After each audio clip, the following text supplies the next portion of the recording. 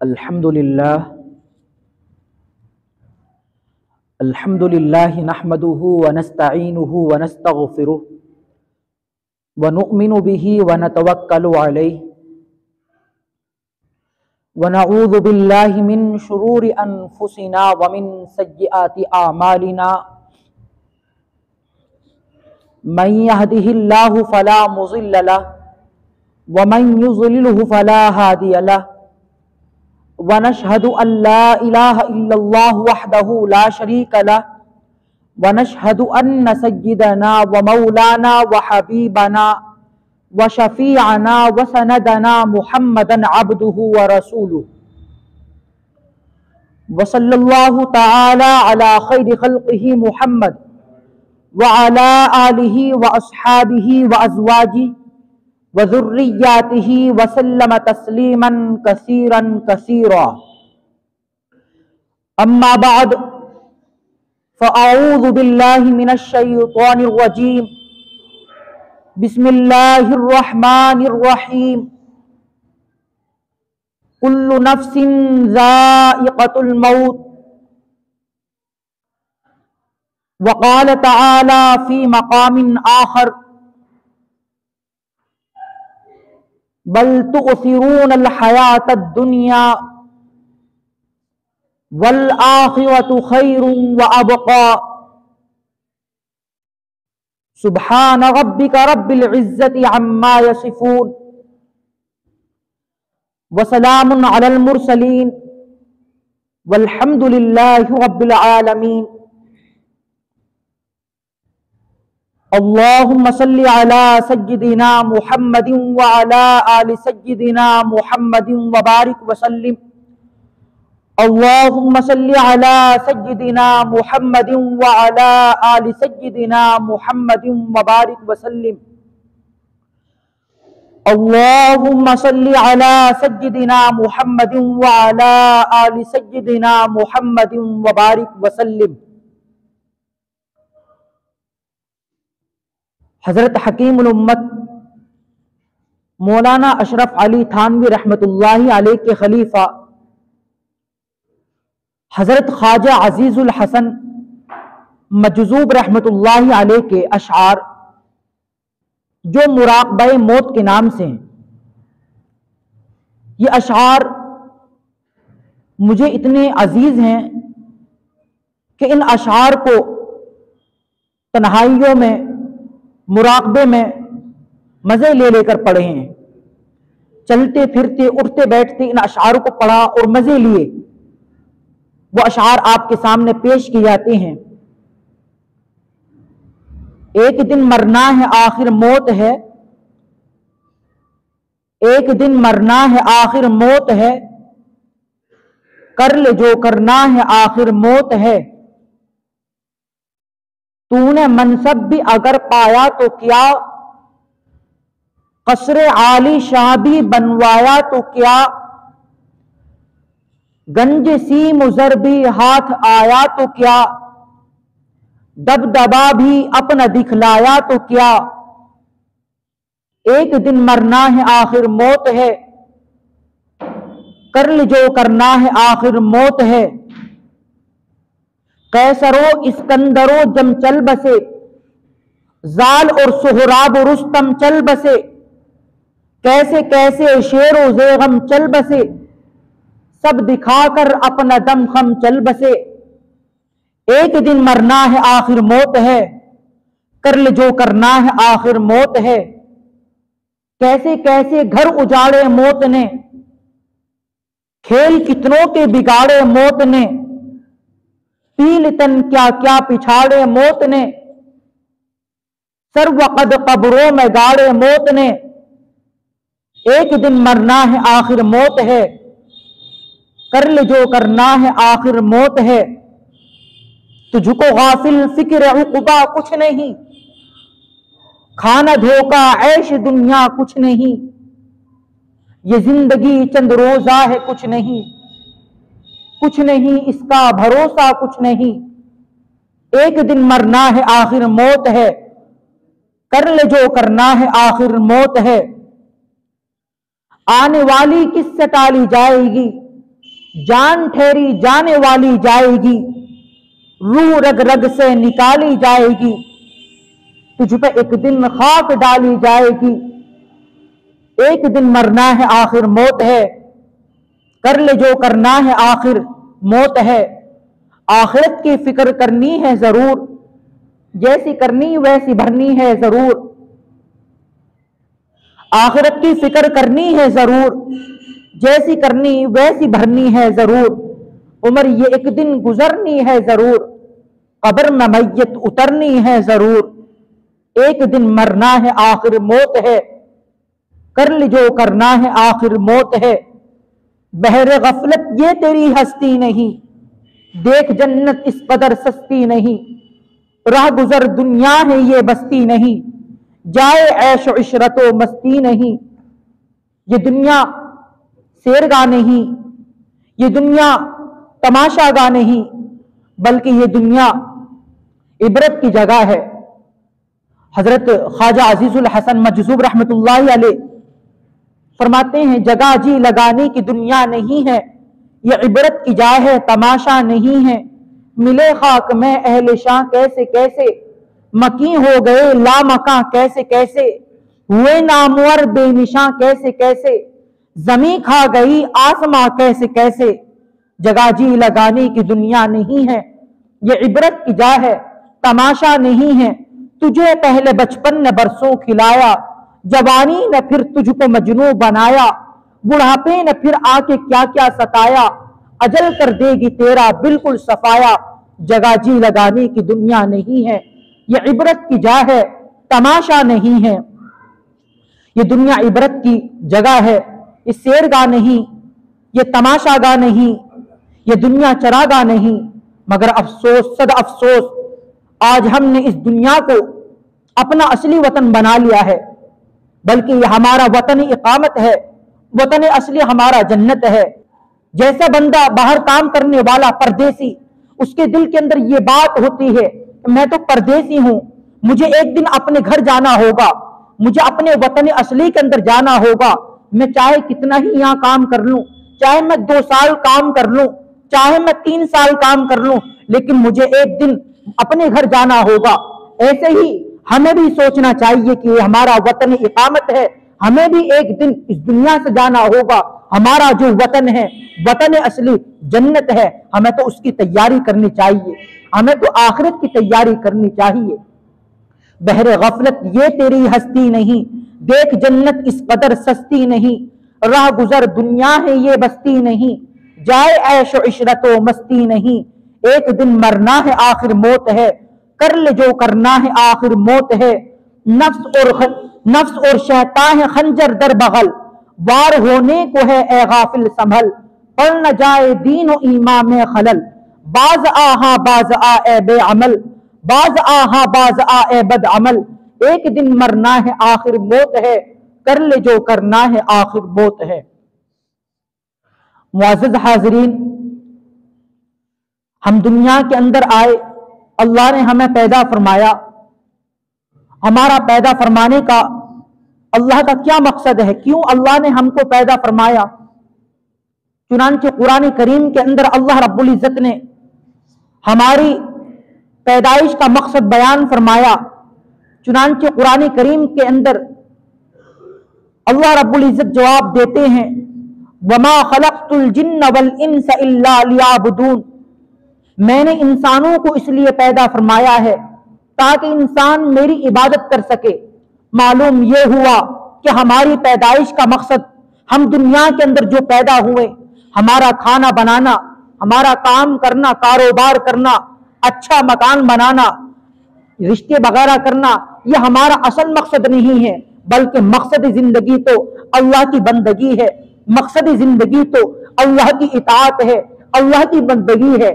ये रोजगार करना, कारोबार करना, ये तो जरूरियात जिंदगी में से आता है, लेकिन ये मकसद जिंदगी में से नहीं आता। मकसद जिंदगी अल्लाह की बंदगी है, मकसद जिंदगी अल्लाह की इताअत है, मकसद जिंदगी अल्लाह की बंदगी है। लिहाजा हम आखिरत की तैयारी करें। मौत की कुछ पता नहीं मौत कब आ जाए। हम देखते हैं कि फुला शख्स ठीक ठाक था, वो सफर कर रहा था, रास्ते के अंदर उसका एक्सीडेंट हो गया, اس کا انتقال ہو گیا۔ ایسے ہی ہم دیکھتے ہیں، سنتے ہیں کہ فلاں شخص فلاں سے بات کر رہا تھا، باتیں کرتا کرتا پیچھے کو گرا اور موت آ گئی۔ ایسے روزمرہ کے واقعات آتے ہیں۔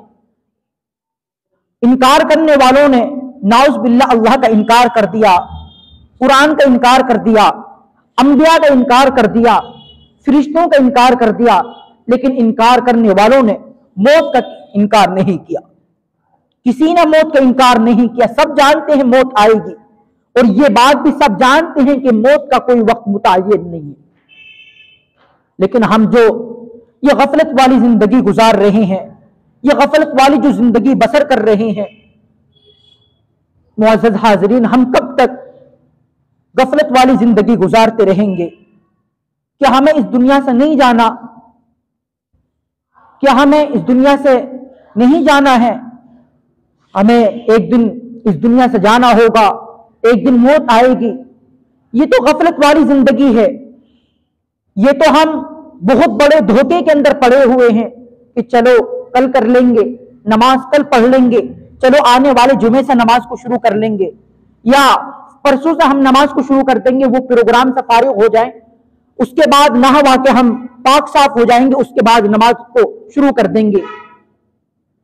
پھر دماغ کے اندر یہ بات بھی ہوتی ہے، دل پر یہ بات بھی سوار رہتی ہے کہ ابھی تو میں جوان ہوں، ابھی تو میرے بچے ہوں گے، ان بچوں کی شادیاں ہوں گی، اس کے بعد میرے بال سفید ہوں گے، میں بڑھاپے کے عالم میں پہنچوں گا، اس کے بعد میری موت آئے گی، ابھی تو میں جوان ہوں۔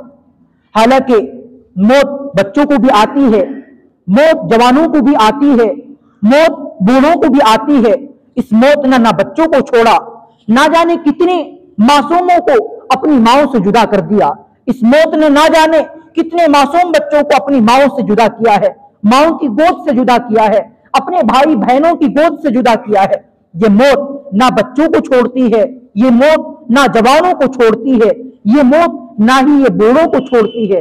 یہ تو نہ ہی اس موت سے انبیاء بچے، اس موت سے نہ ہی صحابہ بچے، نہ ہی اس موت سے اللہ کے نیک بندے بچے۔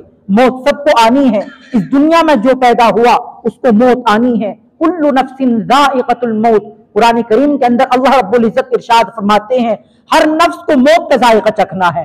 جب یقین ہے، جانتے ہیں کہ ہاں موت آئے گی، اور یہ بھی معلوم ہے، اس بات پر بھی یقین ہے کہ موت کا کوئی وقت متعین نہیں، تو پھر کیوں نہیں ہم اپنے گھر والوں کو نماز کا حکم کریں؟ پھر کیوں نہیں اپنے گھر والوں کو ہم یہ کہیں کہ تم توبہ کر لو، گناہوں سے توبہ کر لو، ایک پکی سچی زندگی گزارو، موت کی پتہ نہیں موت کب آ جائے۔ اب اگر دنیا سے تم گناہ کے ساتھ گناہ کرتے کرتے اس دنیا سے چلے گئے، بتاؤ قبر کے اندر جو 3 سوالات اللہ رب العزت کے فرشتے پوچھیں گے، وہ کیا سوالات ہوں گے؟ من ربک کا پہلا سوال، پہلا پیپر من ربک کا، دوسرا من نبیک کا، تیسرا ما دینک کا، تمہارا رب کون ہے، تمہارا نبی کون ہے، تمہارا دین کیا ہے؟ اب تو ہمیں ان کے جواب معلوم ہے، لیکن ان کا جواب وہ بندہ دے سکے گا قبر کے اندر جس نے دنیا کے اندر اللہ کے احکامات کے مطابق زندگی گزاری ہوگی، جس نے نمازوں کو پڑھا ہوگا، جس نے سچ بولا ہوگا، گناہ والی زندگی نہیں گزاری ہوگی۔ بے شک دنیا کے اندر اس کے یہ جواب یاد ہوں گے، لیکن وہ گناہ کرتا کرتا اس دنیا سے چلا گیا، وہ جواب نہیں دے سکے گا۔ بعض لوگ اس غلط فہمی کے شکار رہتے ہیں کہ دیکھو ہم نے کلمہ پڑھ لیا، ہمیں ایک نہ ایک دن ضرور جہنم سے نکالا جائے گا اور ہم کو جنت کے اندر داخل کیا جائے گا۔ بات ٹھیک ہے، حدیث پاک کے اندر بھی آیا ہے من قال لا الہ الا اللہ دخل الجنہ، جس بندے نے لا الہ الا اللہ پڑھ لیا وہ جنت کے اندر ضرور داخل ہوگا۔ بات ٹھیک ہے، احادیث کے اندر بھی آئی ہے، لیکن ہمارے نوجوان، ہماری عورتیں، ہمارے بیوی بچے اس غلط فہمی کے شکار رہتے ہیں کہ ہم گناہ کرتے رہیں اس لیے کہ ہم نے کلمہ پڑھ لیا، گناہ کرتے رہیں گے اس لیے کہ ہمیں ایک دن جہنم سے نکالا جائے گا۔ لیکن علماء کرام فرماتے ہیں کہ ٹھیک ہے، بات تو ٹھیک ہے ان کی، لیکن گناہوں کا وبال اس کی عین موت کے وقت اثر نظر آتا ہے اور اس کو ایمان سے بھی محروم کر دیا جاتا ہے۔ اس کے گناہوں کا اثر یہ ہوتا ہے کہ ایمان بھی سلب کر لیا جاتا ہے اور وہ کفر کی حالت میں مرتا ہے۔ اب وہ جو بات تھی کہ میں نے جو کلمہ پڑھ لیا اب میں باقی زندگی گناہ والی گزاروں، اس لیے کہ میں نے کلمہ پڑھ لیا مجھے ایک دن جہنم سے مجھ کو نکال کر جنت کے اندر داخل کیا جائے گا۔ علماء کرام فرماتے ہیں اس کے گناہوں کا یہ اثر تھا کہ اس سے ایمان کو چھین لیا گیا، اس سے ایمان کو سلب کر لیا گیا، کفر کی موت میں مرا۔ اب وہ جو بات تھی وہ سب ختم ہو گئی۔ اب تو اس بندے کی سزا کیا ہے؟ خالدین فیہا ابدا۔ اب وہ بندہ جہنم کی آگ کے اندر جلے گا، جہنم کی آگ کے اندر ہمیشہ ہمیشہ جلے گا۔ اس کی چیخ و پکار گدھے جیسی ہوگی، اتنا چیخے گا، اتنا روئے گا۔ حدیث پاک کے اندر آتا ہے روتے روتے اس کے گالوں کے اندر جیسے نالی ہوتی ہے، پانی جا رہا ہے، جیسے نالی ہوتی ہے، اس طرح اس کے چہرے پر نالی ہو جائیں گی اور وہ تو روتا رہے گا، چیختا رہے گا، چلاتا رہے گا، گدھی جیسی آواز ہوگی۔ اللہ فرماتے ہیں سورہ ملک کے اندر شہیق وہی تفور، اس کی گدھی جیسی آواز ہوگی۔ حدیث پاک کے اندر آتا ہے وہ دوزخی بندہ، وہ جہنمی بندہ اللہ کو پکارے گا، اللہ ربنا غلبت علینا شقوتنا وکننا قوما ظالمین۔ اے اللہ دنیا کے اندر ہماری بدبختی ہم پر غالب آ گئی تھی، یا اللہ ہم ظالم لوگ تھے، ربنا اخرجنا منہا، اے اللہ ہم کو اس جہنم سے نکال لیجئے، فإن عدنا فإنا ظالمون، اے اللہ آپ ہم کو جہنم سے نکال لیجئے۔ پھر اگر ہم دوبارہ غلط کام کریں، اے اللہ پھر دوبارہ اگر ہم گناہ کے کام کریں، فإنا ظالمون، یقیناً ہم گنہگار ہوں گے، یقیناً ہم ظالم لوگ ہوں گے۔ اللہ رب العزت ان جہنمیوں کی باتوں کو سنیں گے۔ اللہ رب العزت جلال کے اندر آئیں گے، غصے کے اندر آئیں گے، اور اللہ رب العزت کا جلال ہوگا۔ کیسا جلال ہوگا؟ یہ قرآن پاک کی آیات ہم کو بتاتی ہیں، رونگٹے کھڑے ہوتے ہیں، دل پھٹنے کو تیار ہوتا ہے، کلیجہ پھٹ کر ایک طرف کو آ جاتا ہے، پاؤں تلے سے زمین کھسک جاتی ہے۔ ہائے اللہ کا کیا جملہ ہے! اللہ کیا فرمائیں گے؟ قال اخسؤوا فیہا، تم اسی پھٹکار کے اندر پڑے رہو، ولا تکلمون، مجھ سے بات چیت مت کرو، مجھ سے کلام مت کرو۔ تمہارے پاس دنیا کے اندر علماء آئے تھے، انبیاء آئے تھے، تبلیغی جماعت والے آئے تھے، تم کو سمجھایا تھا لیکن تم نے ان کی بات نہیں مانی۔ قال اخسؤوا فیہا ولا تکلمون، میری بھی بات، میں بھی تمہاری بات نہیں مان سکتا، تم اسی جہنم کی آگ کے اندر جلتے رہو، تمہاری آج کوئی سفارش قبول نہیں کی جائے گی، آج تمہاری کوئی مدد نہیں کی جائے گی۔ جہنم کی آگ کے اندر جل رہے ہیں، بھن رہے ہیں، بری حالت ہے۔ اللہ رب العزت بدلناہم جنودا غیرہا لیذوقوا العذاب، اللہ کھال کو حکم دیں گے اے کھال تو جلتی رہے، دوبارہ صحیح ہوتی رہے۔ اس کی کھال جل رہی ہوگی پھر دوبارہ سے صحیح ہو جائے گی، کھال جل رہی ہوگی، اللہ رب العزت اس کھال کو تبدیل فرما دیں گے۔ اس طرح وہ جہنم کے آگ کا عذاب چکھتا رہے گا، جہنم کی آگ کا مزہ چکھتا رہے گا، جہنم کے عذاب کا مزہ چکھتا رہے گا۔ خوب دنیا کے اندر مزے لیے تھے، خوب دنیا کے اندر نمازوں کو چھوڑ کر میری نافرمانی کر کے پارکوں کے اندر، سڑکوں پر، چوراہوں پر، گلیوں میں شرابیں پی تھی، جوا کھیلا تھا، گانے سنے تھے، خوب ناچا تھا، تو نے میری نافرمانی کی تھی، آج تیری کوئی سفارش قبول نہیں کی جائے گی، جہنم کی آگ کے اندر جلتا رہے۔ پھر کیا ہوگا؟ حضرت انس فرماتے ہیں اللہ کے نبی صلی اللہ علیہ وسلم نے ارشاد فرمایا، جس بندے نے دنیا کے اندر گانا سنا، اب اس بندے کی کانوں کے اندر جہنم کی آگ کا پگھلا ہوا سیسا اس کے کانوں کے اندر ڈالا جائے گا۔ ہم تو اتنے کمزور بنتے ہیں، ہم تو اتنے ضعیف بندے ہیں کہ اگر ہمارے مچھر کاٹ دے ہم بے چین ہو جاتے ہیں، ہم سوتے ہوئے جاگ جاتے ہیں، ہمارے اگر تتنیاں کاٹ لے ہم پریشان ہو جاتے ہیں، ہم دم کروانے کے لیے پہنچتے ہیں۔ حضرت دم کر لیجئے، لیکن ذرا سوچیں جہنم کی سانپ، جہنم کی بچھو، جہنم کی آگ، جہنم کے اژدہے جب وہ ہم کو ڈسیں گے ہماری کیا کیفیت ہوگی؟ ہم کس طرح بے چین ہوں گے، کس طرح ہم بے تاب ہوں گے، کس طرح ہم بے قرار ہوں گے۔ لیکن کیا دماغ پر سوار ہے کہ جو ہوگا دیکھا جائے گا، نیک اعمال کل کر لیں گے، ہم آنے والے جمعے سے نماز پڑھ لیں گے، آنے والے جمعے سے قرآن کریم کی تلاوت بھی کریں گے، لیکن ذرا یہ بتلائیں اگر آنے والے جمعے سے پہلے ہماری موت آ گئی، موت کی تو کچھ پتا نہیں، موت کب آ جائے۔ ایسا واقعہ حضرت جی مولانا پیر ذوالفقار نقشبندی نے اپنی کتاب کے اندر یہ واقعہ لکھا ہے۔ ایک جگہ ہمارا قیام ہوا، ہم وہاں نماز پڑھ رہے تھے تو کچھ ساتھی حضرات بھی آئے، انہوں نے سوچا کہ ہم بھی یہاں نماز پڑھ لیتے ہیں، لیکن جب انہوں نے مسجد کے رقبے کو دیکھا کہ مسجد تو بہت چھوٹی سی ہے، ہم چند حضرات ہیں لہٰذا ہم یہاں نہیں پڑھ سکتے اس لیے کہ مسجد چھوٹی ہے ہم نہیں آ پائیں گے، ایک کام کرتے ہیں ہم دوسری جگہ چلے جاتے ہیں، ہم آنے والی جو اگلی مسجد ہوگی اس مسجد کے اندر نماز پڑھ لیں گے۔ چنانچہ ان لوگوں نے اپنی گاڑی کے اندر سوار ہوئے اور وہ چل دیے۔ حضرت جی فرماتے ہیں کہ جب ہم اس جگہ سے تقریباً کئی میل ہم دور آگے پہنچے تو دیکھتے کیا ہے کہ راستے کے اندر وہی حضرات جو ہمارے یہاں تھے نماز پڑھنے کے لیے جو کہہ رہے تھے، ان حضرات کا ایکسیڈنٹ ہوا ہے، وہ مرے ہوئے ہیں، ان کی گاڑی پلٹی ہوئی ہے، گاڑی پلٹ چکی، ان کا انتقال ہو گیا۔ نماز کو بھی ضائع کر دیا، نماز کو بھی چھوڑ دیا، اب نماز کو چھوڑ کر وہ اللہ کے پاس گئے، ان کی موت آئی ہے۔ اب ذرا بتلائیں کہ اگر ہم یہ سوچیں کہ آنے والے جمعے سے ہم نماز کو شروع کر دیں گے، یا ہماری بیوی یہ سوچے، ہمارے بیوی بچے یہ سوچیں کہ ہم آنے والے جمعے سے شروع کر دیں گے، موت کی تو کچھ پتا نہیں۔ اب اگر ہمارا وہ جمعہ نہ آ پائے، ہم پہلے ہی اللہ کو پیارے ہو جائیں، ہمیں اتنی بھی مہلت نہ ملے کہ ہم توبہ کر سکے، پھر ہمارا کیا عالم ہوگا؟ پھر ہم کیا جواب دیں گے؟ پھر جہنم کی آگ، قیامت کے دن کی پریشانیاں کہ جس وقت بندہ ننگے پاؤں اٹھے گا، ننگے بدن اٹھے گا، اندھا اٹھے گا، قال رب لم حشرتنی اعمی وقد كنت بصیرا، اے اللہ میں دنیا کے اندر تو دیکھنے والا تھا، میری آنکھ کی بینائی کہاں چلی گئی، میں اندھا کیوں اٹھا ہوں؟ اللہ فرمائیں گے کذالک اتتک آیاتنا فنسیتھا، تیرے پاس ہماری نشانیاں آئی تھی، تجھ کو انبیاء نہ ڈرایا تھا، تجھ کو نبیوں نہ ڈرایا، رسولوں نہ ڈرایا، تجھ کو علماء نہ ڈرایا، تجھ کو تبلیغی جماعت والوں نہ ڈرایا، لیکن تو نے ادھر کو سنا ادھر کو نکال دیا، جیسے تو نے ہماری آیات کو بھلا دیا، آج ہم نے تجھ کو بھی بھلا دیا، تو اپنے غلط اعمال کی وجہ سے اندھا اٹھا ہے۔ اب جب بندہ اندھا اٹھے گا، جہنم کی آگ کے اندر بھی جل رہا ہے اندھا، اور جہنم کی آگ دنیاوی آگ سے بالکل مختلف ہے۔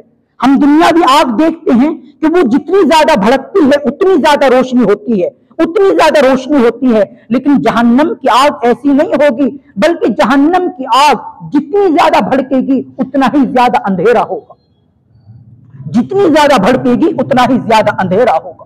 اب کیسا ہم اس جہنم کے عذاب کو برداشت کر سکیں گے؟ اب وہ جہنم کی آگ کے اندر پورا ڈوب چکا، فرش لہم من جہنم مہاد ومن فوقہم غواش، جس پر کھڑا ہے وہ فرش بھی اس کا آگ کا، ستون وہ بھی آگ کے، چھت وہ بھی جہنم کی آگ کی۔ اب بندہ جب جہنم کی آگ کے اندر جل رہا ہے، بھن رہا ہے، پورا ڈوب چکا، وہ فرشتوں سے کہے گا مجھ کو کھانا دے دیجئے، مجھے بھوک لگ رہی ہے، بہت شدت کے ساتھ بھوک لگ رہی ہوگی۔ اب اس کو وہ فرشتہ جہنم کی آگ کے اندر، ایک جہنم ہی کے اندر ایک وادی، ایک پہاڑ ہے، اس پہاڑ پر اس بندے کو لے جائے گا، اس پہ لات مارے گا، وہ بندہ لڑکتا لڑکتا جہنم کی آگ کے اندر گرے گا، وہ کہے گا مجھ کو کھانا دے دیجئے، مجھے بھوک لگ رہی ہے۔ پھر وہ فرشتہ اس کو پکڑے گا، اس پہاڑ کے اوپر اس کو لے کر چڑھے گا، پھر اس کو لات مارے گا، پھر وہ لڑکتا لڑکتا جہنم کی آگ کے اندر وہ جلے گا، جہنم کی آگ کے اندر گرے گا اور جلتا رہے گا۔ یہ نہیں کہ جیسے اس کو جہنم کے پہاڑ پر لے جایا گیا اب اس کو عذاب روک دیا گیا، نہیں، عذاب مستقل ہے، جیسے سانس لے رہے ہیں اور بات بھی چل رہی ہے، یہ نہیں کہ ہم سانس کو روکے تب بات کر رہے ہیں، نہیں، سانس کا کام جاری ہے، اسی طرح اس کا عذاب کا کام بھی جاری ہے، جیسے سانس لے رہے ہیں، بات بھی کر رہے ہیں، کھانا بھی کھا رہے ہیں، سانس بھی لیا جا رہا ہے، یعنی یہ نہیں کہ ہم سوئیں تو سانس کو روک کے سوئیں، نہیں، جیسے سانس کا کام جاری ہے ایسا اس کو جہنم کی آگ کے اندر کا عذاب جاری ہوگا۔ اب اس کو وہ فرشتہ اس پہاڑ پر لے جائے گا، اس کے لات مارے گا، پھر وہ لڑکتا لڑکتا جہنم کی آگ کے اندر گرے گا، وہ بندہ کہے گا مجھ کو کھانا دے دیجئے، مجھ کو بھوک لگ رہی ہے۔ اب اس کو کھانا دیا جائے گا، کیسا کھانا دیا جائے گا؟ طعاما ذا غصہ وعذابا الیما، اٹکنے والا کھانا اس کو کھلایا جائے گا۔ اب وہ جیسے ہی کھانا اس کو کھائے، جیسے اس کھانے کو وہ کھائے گا تو اس کی حلق کے اندر وہ کھانا اٹک جائے گا، نہ نگلتی بنے گی نہ اگلتی بنے گی، بڑا پریشان ہوگا۔ اب وہ پانی کو طلب کرے گا، مجھ کو پانی دے دیجئے۔ اب پانی کیسا اس کو پلایا جائے گا؟ جس دن سے اللہ نے اس آسمان کو، اس زمین کو بنایا، وہ پانی اسی وقت سے جوش مار رہا ہے اور اس وقت تک وہ پانی جوش مارتا رہے گا جب تک کہ اس پانی کو جہنمیوں کو نہ پلا دیا جائے، جب تک کہ اس پانی کو جہنمیوں کے اوپر نہ ڈال دیا جائے۔ اب وہ پانی اتنا کھولتا ہوا، اتنا بہتا ہوا پانی اس کو پلایا جائے گا۔ سردی کا موسم چل رہا ہے، گیزر کے ذریعے اگر تھوڑا پانی زیادہ گرم ہو جائے وہ ہمارے لیے ناقابل برداشت ہو جاتا ہے، ہم اس پانی کے اندر ایک نارمل کرنے کے لیے ایک ٹھنڈا پانی ڈالتے ہیں، تو وہ پانی کتنا کھولتا ہوا پانی ہوگا، کتنا دہتا ہوا پانی ہوگا. وَسُقُوا مَاءً حَمِيمًا فَقَطَّعَ مَعَاهُمْ، جب وہ پانی وہ بندہ پیے گا، اس کے حلق کے اندر جائے گا، اس کی آنتوں کے ٹکڑے ٹکڑے ہو کر پاخانے کی راہ سے باہر نکل آئیں گے. ایسا کھولتا ہوا پانی، ایسا اٹکنے والا بدبودار کھانا، اور جہنمیوں کا خون، جہنمیوں کا پیپ، جہنمیوں کی مواد اس کو ایک پیالے کے اندر رکھ کر اس کو پلائی جائے گی. بندہ پی نہیں سکے گا لیکن مجبوراً اس کو پینا پڑے گا، اس لیے کہ اس کھانے کے علاوہ کوئی کھانا نہیں ہوگا، اس پانی کے علاوہ کوئی پانی نہیں ہوگا، اس خون مواد پیپ کے علاوہ کوئی چارہ نہیں ہوگا، اس لیے اس کو مجبوراً کھانا پڑے گا.